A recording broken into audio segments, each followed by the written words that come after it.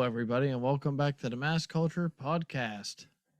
I am Ryan, Ron. and I'm a leprechaun, and you cannot see me, and I want my gold. Number 8, I think.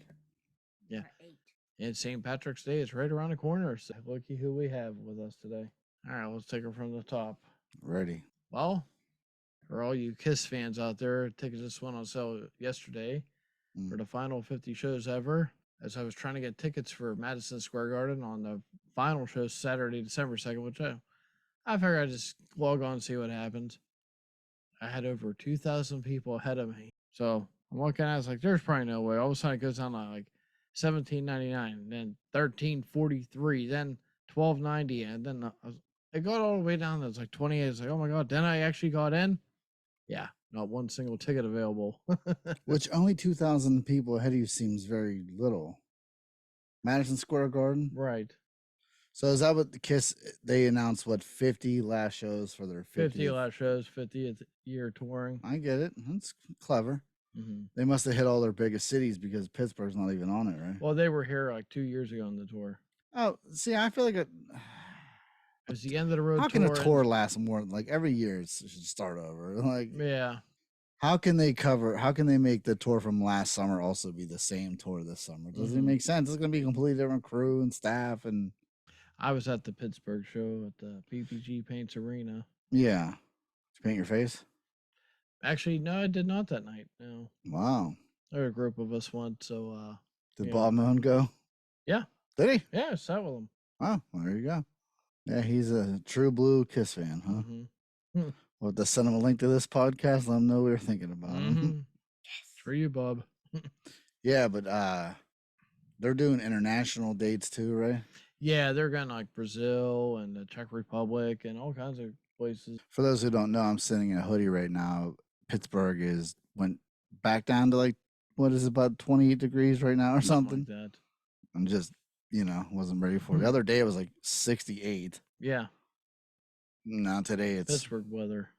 Yeah, it's very unpredictable. Although I feel like our winters have been very mild over the last 3 or 4 years. Well, last year I'd say we had a lot of snow. It was really cold though too last year. Yeah, it gets cold. It just doesn't snow the way it used to. No, I remember, like November it'd be snowing out. And I remember thinking, well, here comes the snow, and skidding down the street while you're driving and spinning out different places. And I haven't done none of that in years. It's just been so mild, which in a way it's a very good thing, not to have the roads all messed up like that. But I don't know. It feels like something's missing from our winters now. And I'm sure we're due for, some catastrophic winter. Yeah, probably next year, the year after, we're going to get hammered. Everyone's going to be crying there's too much snow. Well, which I would have thought that last year I was like, oh, next year's going to be awful. Because this one was just too mild.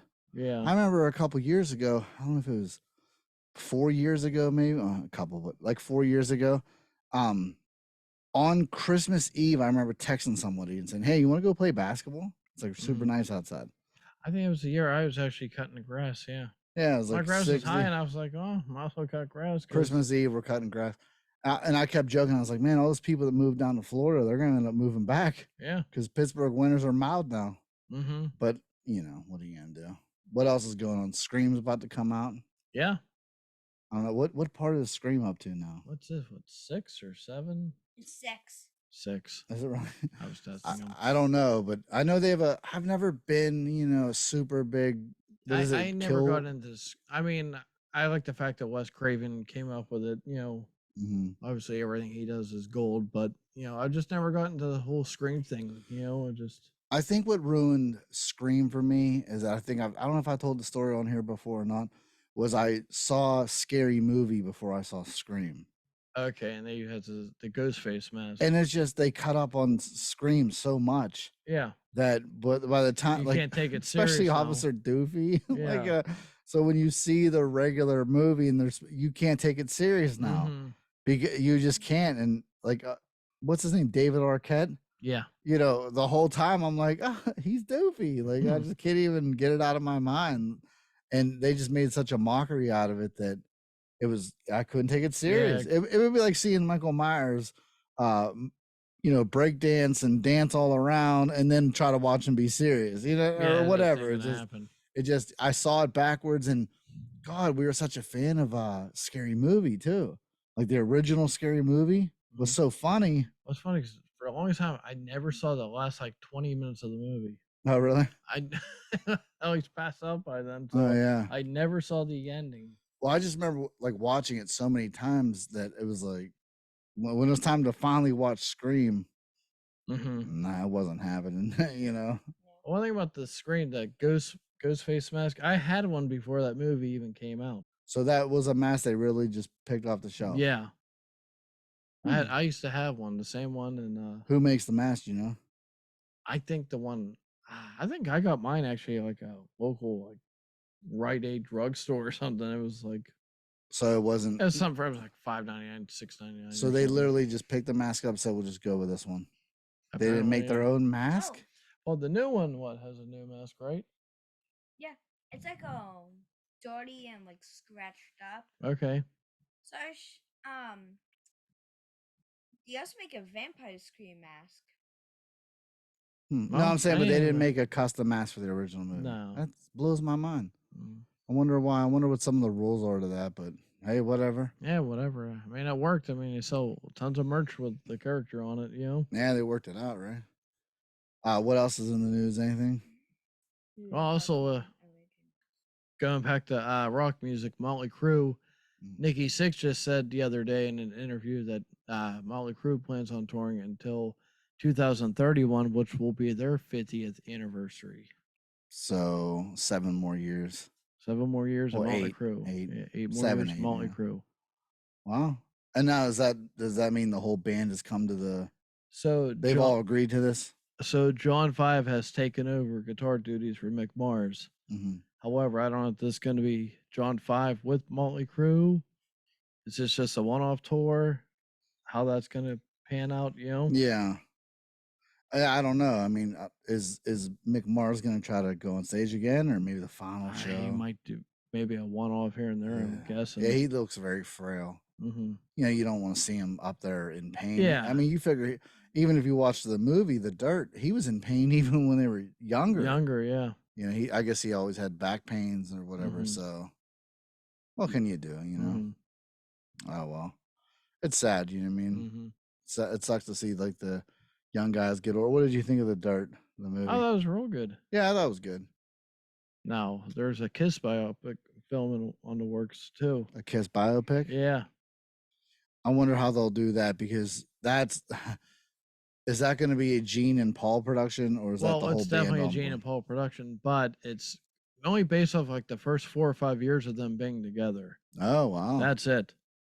So this will be completely original makeup Kiss, Wow. Before the disco era and all that stuff. And they have a lot of stuff that happened too with, Ace getting drunk, Ace, and like we both say Ace at the same time. Yeah, Ace and Peter. But even Paul and Gene arguing with each other. Oh yeah, all the time. I'm sure they'll have a lot in the movie. They'll probably do the part where they take their makeup off. All the stuff they went through in the beginning. Didn't Gene date Cher for a while? Yes. So maybe that'll be in there. Who knows, right? It could be, or they could just. The coolest thing that Kiss did, in my opinion, other than their look and their sound or whatever, but when they did the 4 solo albums on one day, one release date, and if you don't know this, Kiss decided, I don't know what year this has been. What? I think it was 78. 1978. Kiss decided they were all going to release solo albums on the same day. And it was just such a cool idea. Like all the covers are, all the covers are very similar. Everyone had their own, same cover art, but they probably didn't even collaborate with each other at all, right? No, I don't think anyone was on anyone's album. There's no features. Like I don't know, like Gene featuring Ace. Well, that was part of because Ace Frehley wanted. 1978. Very good. Ace Frehley wanted to leave the group back then, so it's basically his saying the "Don't leave the band." And didn't Ace have the highest selling record too? Yes, according to everyone in the world knows Ace Frehley sold the most, except Gene Simmons, who still insists his album sold. I thought Paul thought that. No, Gene thinks that. Paul thinks he's the one that came up with the logo, even though everyone knows Ace did. Ace really came with the logo for Kiss. And Kiss is that Paul band. Stanley comes up a couple years ago in his book saying that he's the one that came up with it. Like, I love you, Paul. But it was kind of your book was a little full of it. Kiss is the only band I know that they all put out books the same way they all had solo albums, and I was like they were the first band to do that. Well, I think they're the first band to do that. And trash talk each other. But they're also the first band that puts out 4 solo books and all just completely bash the other ones, like as if they run each other down to the ground, you know? See, Ace Frehley's book, that No Regrets, it said a lot of stuff, had a lot of dirt in there, but Peter Chris's book, that Make Up the Breakup, really he threw everyone under the bus. He's super bitter. Yeah, he's bitter about a lot of things. And my favorite thing about Peter Chris interview, he's like, "It's so insulting. I mean, that's my face on the cover. You got this guy Eric signing autographs on it.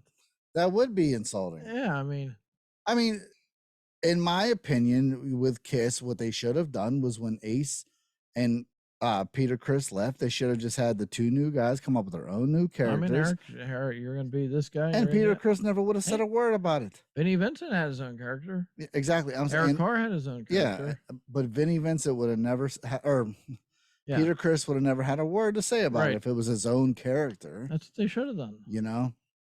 But that whole thing about them releasing solo albums on the same day, I just think that's such a cool concept. I don't know to this day if anyone's ever done. Oh, Outkast, I guess. Outkast. That's wasn't that like a double album though? When they put out a double album that was both their solo albums, but that was to keep harmony within the group because they didn't want to. Oh, I outsold you, and you outsold me. But I'm saying it is the same thing, but it's not because it was the same package. Well, technically it was one album. Yeah, like you couldn't buy just but I think they were the first group to do that though. Or you couldn't buy just Andre with 3000's album. No, maybe eventually. I don't know if they eventually sold them separately because once Hey Ya became like a smash hit single, mega hit, mega hit. I don't know if eventually they probably packaged that separately because it was just such a that song was a commercially hit, big radio song. Yeah, that song was just dynamite. Like it was just an enormous hit. Like it was undeniable. It probably I don't know how many albums that their albums sold, that Speaker Box and The Love Below, but if they sold 10 million albums, probably he's probably the reason for like 9 million of them. And which, by the way, I like Big Boy a lot. I think I think that Andre gets overpraised and Big Boy gets underpraised, and I feel like they're a vibe together. Like I don't know why people always like if you listen to a lot of people top five. Andre 3000 or even top 10, Andre 3000's like almost always there, but never Big Boy. You know what I mean? And it's like people just leave him. They just completely act like they're not. To me, they're very equal. You know what I mean? You know, like they're very comparable to each other, and they're a good package together. They're a great package together. Yeah, and Big Boy can't release Outkast songs without Andre, and Andre doesn't make Outkast music without Big Boy. I have yet to hear either one of them put a song out other than Hey Ya, which is just a hit song. But I'm talking about like a whole body of work though. They haven't done it without the other one. Right. They've been broken up for many years, and I figured they would have reunited some I want to say it's been 20 years since they've come out. Man, that long already? I think so. No. Well, no, that had to come out what, like 03? Wow. 05 maybe? Hold on, let me look it up. Yeah, you look this one up because I think they did that movie together. The movie called Idlewild. Ready for this? Speaker Box, The Love Below, released September 23rd, 2003. Oh, wow! So we're working on 20th anniversary. Because Idlewild, even though Idlewild kind of was an Outkast album, it was also a soundtrack, and it wasn't. I feel like they didn't really go wholeheartedly.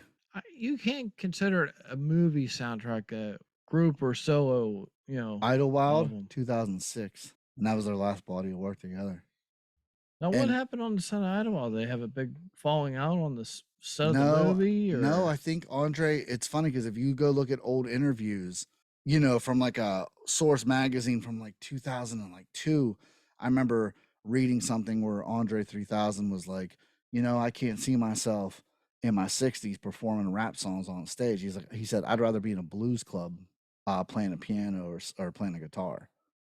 And I thought, man, like, this guy has everything going for him right now, and he's already like abandoning his music. Like he's already planning ahead He's already planning ahead to completely abandon what they built. He got millions of people loving him right now. Yeah, like they and that Super Bowl show when Big Boy came out, everyone thought Andre's gonna he show never up. came out. Everyone thought he's gonna show up. Outkast is it's What a slap in the Super Bowl. face of all the like diehard Outkast fans, like Oh yeah, big time. you're sitting there watching it, and you're like, all right, here he comes. He's coming out now. He's coming out now. He has to come out. Yeah. It's a final song, and then good night or good night. Get ready for the second half of the Super Bowl, everybody. Yeah, he never came out. Like, wow, no, that's crazy. And there's like pictures of Andre, and I'm sure he's not hurting for money or anything.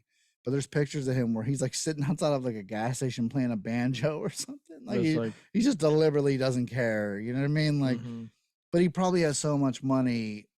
See, I feel like when you have so much money, it affords you to be eclectic, to be different. It buys you that. You know what I mean? Yeah, you can do whatever you want. You can do whatever you want. You know what I mean? Eccentric. Some people are like that. You know, they just don't spend a whole lot of money. And well, I also think that some people want to be seen as eccentric. Like, you know, like just being normal isn't cool enough. Like they want to be looked at as, oh, like when they look back on me, it's almost like they're an enigma and no one understands what they were really about. You know what I mean? And that's what he is. He had everything in the world going for him. And I was like, nah, yeah, I'm good. Take it. You know, but hey, what are you gonna do? You know, all right. But I'm sure Outkast, you know, like the band ABBA. Yes. The 4 members of ABBA was turned down $1 billion to get back together and tour together. That would have been $500 million a piece.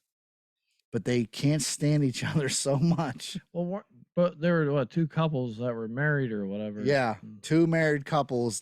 I mean, I guess it'd be hard. I mean, think if you're out there, say you're with when you want to go perform with your ex-girlfriend or ex-boyfriend or, you know, ex-husband, ex-wife. For $500 million? You got to consider $500 million. Let's go. For $500 million, I will go on stage with every one of my last girlfriends, and I will waltz and I will learn to square dance. I will do whatever. I have to do. The train across the stage. I will do whatever I have to do. You know, nah. Like you got to figure that is generational wealth. Yeah, that is like if they would have accepted the terms, their kids would be fine. Yeah, but they hate each other. Their great grandkids would be set if they weren't one of those scumbags that don't leave their money to their children because they say that doesn't help them in life. Oh yeah, when you realize I hate that. Like, go to hell. Yeah, go to hell. Go to hell. Like, yes, it does help them. You selfish bastard. You know what I mean? Like, go feed that to someone else. You know what I mean? When people hold a microphone and even like, I will not give money to my children because it won't help them in life. If it was me interviewing, I'm like, bullshit. Like, you know, like, sir, that is bullshit. What do you say to being bullshit? You might want a leprechaun. Bullshit. I don't know if you say that. That's a bad word. That is a bad word. Very good. Well, I was calling someone out. I couldn't even think of another word to say. Right. No, sir, that's a lie. I know. It's just one of those things. Like, if you have millions and millions of dollars and I'm not going to give my kid any money, I ain't going to help him. Like Steve Jobs did that. He had a daughter that he always disowned. And like they covered a little bit in the movie. I never seen it. Basically, like, you know, and it wasn't like I mean, from what they depict, I don't know what really happened, you know. Because there's also the Hollywood version and then there's the real version. Yeah. So in the Hollywood version, basically like the girl calls him and just like, Steve, I'm pregnant. He's like, yeah, and you're telling me why? Like, and then once she has the kid, she's trying to get a hold of him. He wants nothing to do with it. And as the daughter, even at one point, I'd have to look it up. I don't know how old the daughter was old enough to know him when he died, but he wanted nothing to do it. And supposedly he left her nothing. And she's supposed to be on like relief and everything else. And I don't know, like she should have a claim. She should get something. That's rotten. Rotten. I think Jeff Bezos and all them already had said that when they die, they're not giving their kids anything or whatever. Like, what are you going to do with all this money he had? If I was the kid, I'm like, oh, so while you're alive, I guess you don't need me no more either. So it was nice knowing you, pal. You know, like, and it's not all about money. No, it's not about money. It's just like, but that works both ways. If you can help your kid out or something, how do you not help them out? I think it works both ways.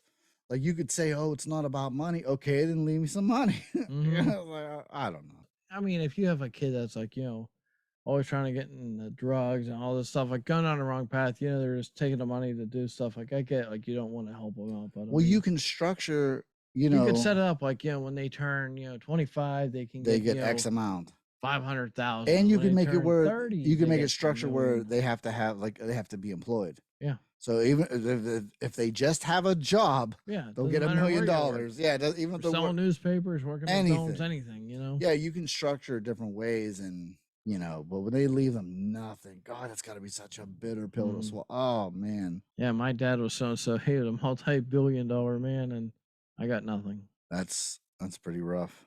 Wow, that would be hard to accept. Yeah, that'd be hard, especially if they do reach financial crisis.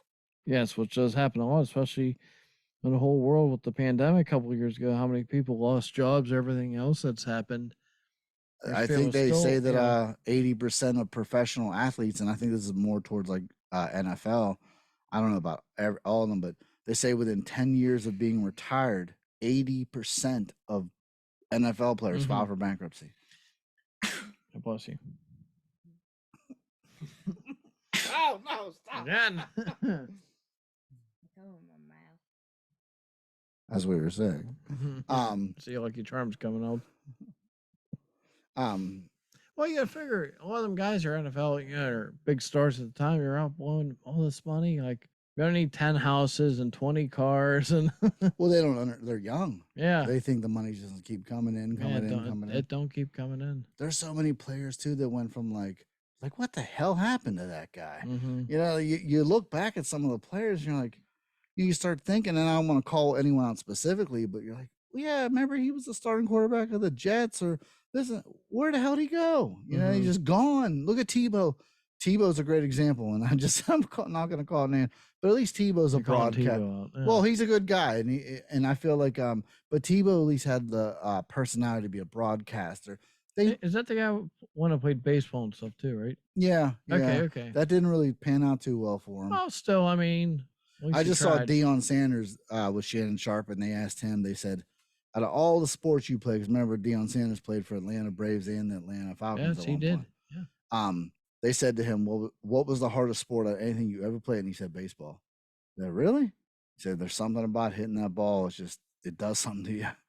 Well, plus he played like 192 games or something plus playoffs. So I mean, yeah. Well, I think he was just talking about trying to hit that ball coming 95 miles an hour towards you. Just that's. I remember hearing a long time ago that professional baseball players don't like to do the All-Star, the home run derby, because it throws off their swing. I'm like, you're one day of hitting home runs. Yeah, one day you're just getting, just having fun, and that's superstition. I think so. It has to be. One day is gonna mess up your swing, but that timing must be just. I mean, what do they have? A half of a second to decide if they're gonna swing at it? Yeah, something like that. And you watch on a pitcher, they boom. The other half second, whip it down there. The other half a second to figure out if it's coming at your head or not. That's why when they throw them balls, and they get hit, and no wonder they attack the pitcher. That's bad. That would hurt. Oh man. Oh yeah. Especially when they know it's deliberate. Who was that? No, Roger Clemens. He wasn't a pitcher, was he? Yeah. Yeah. Was that him? One time he threw a ball and a bird came down, and the bird like demolished in the air. I think it was Randy Johnson. Was that Roger Clemens? I don't remember. I know you're talking about. I remember watching the video. It's like a pigeon or something comes swooping in and just explodes. Yeah. What are the odds of that timing? I know. Poor bird. He probably felt it for about a split second. No, he probably got killed. He obviously got killed. Like vanished in you said air. He felt it. I'm like, oh no, I don't think he felt it. He felt it after he was looking down on his way up. But yeah, that's funny. Some of these people, like a place where like NHL, a goalie. You ever see like all the pucks that 100 miles an hour coming right at them constantly? What about those goalies from the 70s who would play no home? Yeah, no mask or nothing. Do you see the picture of them? Yeah, like all them stitches in their face, and Well, they say life is tough and hockey's tougher. Yep.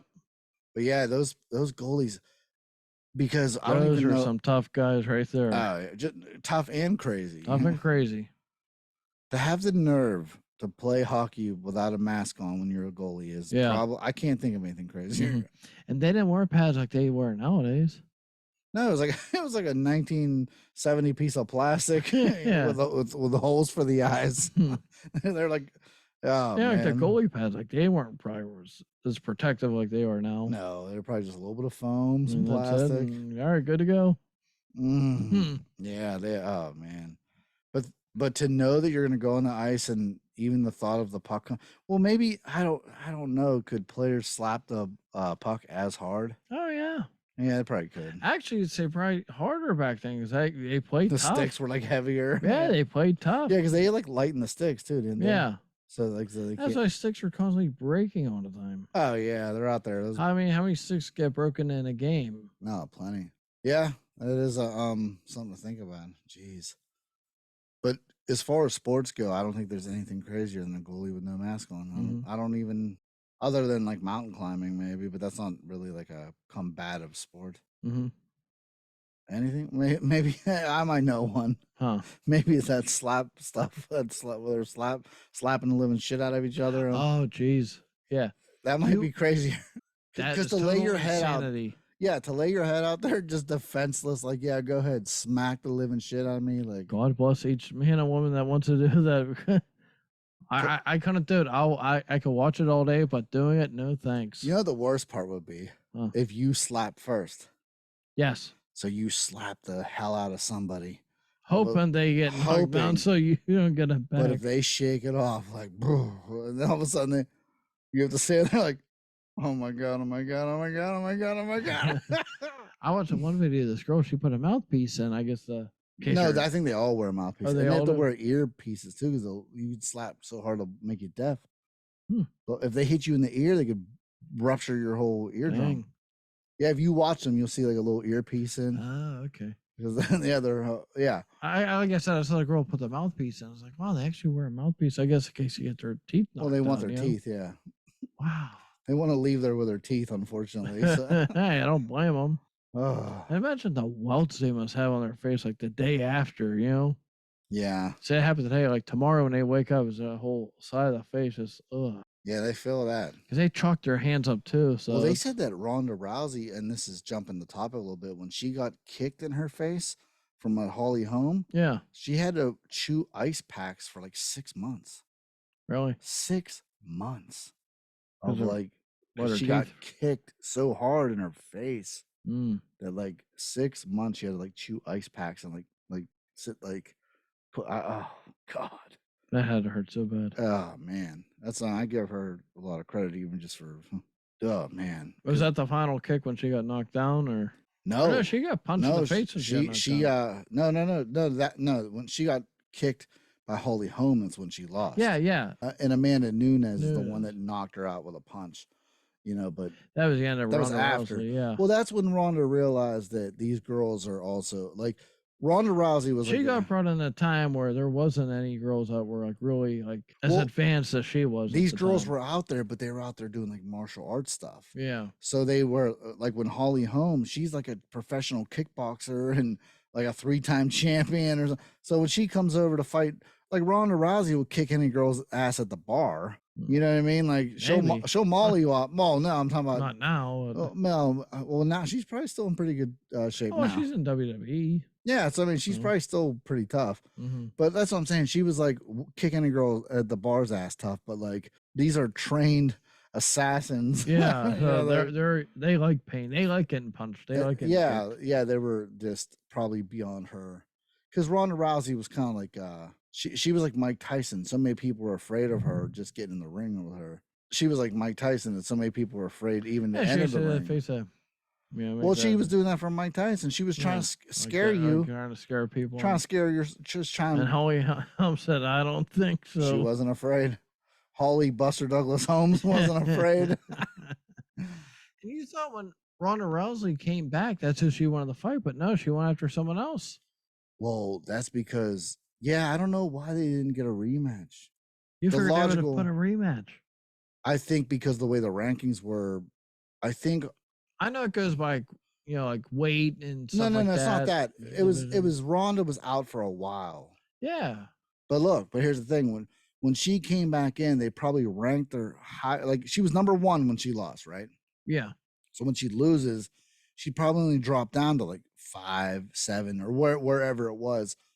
But she took a while to recover. So when they brought her back, they had her go up against Amanda Nunes. I think Amanda Nunes was like maybe number 1 or number 2 by then. I can't remember if Nunes was champ or not, but she might not have been the champ. I don't remember the order, but she might have fought Amanda Nunes, and then Amanda Nunes went to fight Holly Holm, and then lost to her or beat her for the title. Get it? So I think them two were fighting for Amanda Nunes to become to go fight Holly. Yeah, to get the number. Yeah, so the ranking actually made sense. They didn't have her come back and just fight the champ. You know, but she was a big money maker though, and she's pretty much the queen of like women's UFC. Like she is. I think the story is like that.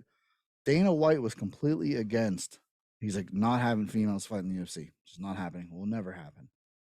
He met her somewhere, and he was like, you know what? Maybe there is something to this. You know what I mean? Like, well, it's funny because like it could be like WWE, where actually the girls become the more you want to see them fight more than the men anymore. There's women fights on. There are like I'd have to sit and look at the card, but there are women fights on. Like, yeah, like I can't name. Like I want to see that fight over the 2 men fight. You know, I don't know anyone that does this, but it's like a pay-per-view they call bare knuckle boxing. Have you ever seen that? Yeah, oh yeah, like, on YouTube. Yeah, those are some bad guys too, for sure, but they're not as tough as the guys getting slapped in the face. Nah, I'm sure they're all they're all tough in their own way. Yeah. So St. Patrick's Day is coming up. We got a special guest with us. Leprechaun. Now, are you gonna be drinking green beer this year, or? I don't see why I want it. That's a big pass for me. I may do some green vodka. What is it? What's the drink you want to drink? Any special kind of beer, or? I usually finish off with an Irish car bomb. You know. Oh yeah, car bomb. Yeah. That's what you want to drink? No, I drink like one of them maybe after. I drank like a pitcher or two of green beer. You know. Yeah. Are you going anywhere, or? Oh, I'll be going out. Yeah. Where at? I haven't decided yet. I have a couple of spots in mind. What, next weekend? Next Friday. Isn't St. Patrick's Day what? Friday. Oh, it is Friday. Yeah, 17th. Oh, okay. Yeah, it's today in Pittsburgh. They have the St. Patrick's Day. They always have the parade a week before. Do they? Is that in every city? I know they do it in a lot of cities. Like if you look at Chicago, they dye the river green. Isn't that in the movie The Fugitive? They say if they can dye the river green today, how come they can't dye blue the rest of the year? Right. You know? Isn't that The Fugitive? I think so, but it looks pretty cool. You know, down Savannah, Georgia, it's like a big party spot for it too. I've heard. I don't think we ever talked about the movie Megan yet, have we? No, that was pretty good though. It was real good. 5 out of 5 for me. Yeah, because of the character. Yeah, like what I'm saying is like the reason why I'll give it a 5 out of 5 is that character Megan they could make 5, 10 more movies, no problem. Well, I did hear they greenlit a sequel already, so it's coming. I could see like Megan somehow teaming up with like Chucky. Like you just never know. Stealing a van and chasing everyone down. Yeah, the possibilities are, and I'd be more afraid of her than Chucky. Oh, for sure. Are you sure? Yeah, download in progress. I thought we were having a conversation. Oh yeah, that is creepy. Oh, how creepy that is. No, that was well written, well played. Yes, well done for sure. Well done. Original. Blumhouse again brings it again. Blumhouse is just that company, huh? They just love horror and keep bringing it. Anything else in the horror news? Anything going on? I mean, we talked about some stuff already, so we'll just. We did? Yeah. Leprechaun 1993. What are we talking about? Oh, well, Leprechaun came out? Yeah. So that was a good movie when it came out. That was Jennifer Aniston. I think it was her first starring role. Oh, was it really? That was before Friends. Ah, okay. His Friends, I think, was 94. Oh, wow. And, so who else's in Leprechaun? Warwick Davis played him from Willow. From Willow, yeah. Francis from Pee-wee's Big Adventure. Okay. Mark Holton. That's Mark Holton. Yeah. Okay. So he's also in a Leprechaun Where's movie. he been? So he did a movie. I mean, it's probably been about 10 years ago now. He played John Wayne Gacy. He has that face too. Oh, yeah. He was good. He was so good in that role. But other than that, though, 10 years now? He was just at a autograph signing in Cleveland a couple months ago. Did he come to Pittsburgh? He has not come to Pittsburgh. Is he on your bucket list? Yes and no. He has to be. I gotta like How could you deny that he's on your bucket? I definitely got him when he was there, you know. 2 seconds ago, he wasn't sure. He said, "You'll be sorry, Pee Wee." You usually have it just right on that. You'll be sorry. You'll be sorry, Ryan. Yeah. You know. That's bucket list. Yeah, he's definitely cool. He was in both Teen Wolf movies. Yeah. You know? Yeah, he's like yeah. He's like the Biff of the Teen Wolf series, right? Wow. Or no, of Pee Wee Herman. Too. Yeah. He's like the bully. He was the bully. Is he really the bully though? He's kind of like I don't want to say it. Why do they call him Chubb the whole time? Hey, Chubb. What? Oh yeah. Teen Wolf, yeah. And he reminds me of the guy from No Retreat, No Surrender. That stick with me, you'll never go hungry. Oh, that dude was awesome. That's one of the greatest films ever made. No Retreat, No Surrender. It's really not that great, but you have to it is watch great. it for what it is. It is great. Well, it could be because as a kid, it's I liked one of those movies. It's like it's so bad it's good. Is it? Yes. It's that bad. See, I haven't seen it. No, it's that great. No, but I haven't seen it as an adult. I've never watched the movie as an adult. And my favorite character in the whole movie is the dad. Every time he shows up, he completely steals the scene, you know? Because, Jason, you know how I feel about fighting. Do you ever see a movie that you haven't seen since you were a kid and you're like, oh, I didn't realize they were joking about that right there. Like, I get it now. Like some of the adult humor that they'd have. A perfect example, the movie Parenthood with Steve Martin. Oh, yeah. Them. We used to watch it with our mom and dad. Never thought anything of it. Now I watch it as adults like, what? Hold on, what? They're talking about this and that. I'm like, yeah, it's definitely some adult you humor. don't think about that stuff when you're a kid. Yeah, it's just before you're right over your wound head. up to understand all that. Yeah, I don't know how to describe it. It's just okay. Like, what other movie were we just talking about? No Retreat, No Surrender. That was Jean-Claude Van Damme's first film. Oh, he kicked ass in that movie. Oh, he was so intimidating. Like, he just looked... When he came walking with that all white suit on, I was like, uh-oh. Who would you rather fight, Jean-Claude in that movie or... the next person? Just whoever it is. Whoever. I'm not even going to ruin it by bringing anyone up. Bring Arnold, anyone. What about Dolph Lundgren or Jean-Claude? Dolph Lundgren. That's only a boxing match. I can get punched once and get knocked down. Just bring on anyone. So yeah. Jean-Claude Van Damme's first film, and what a total this monster in that film. Talking about a guy that steals the show. Yeah, he would totally beat anyone. He doesn't even have any words, or he has a couple, right?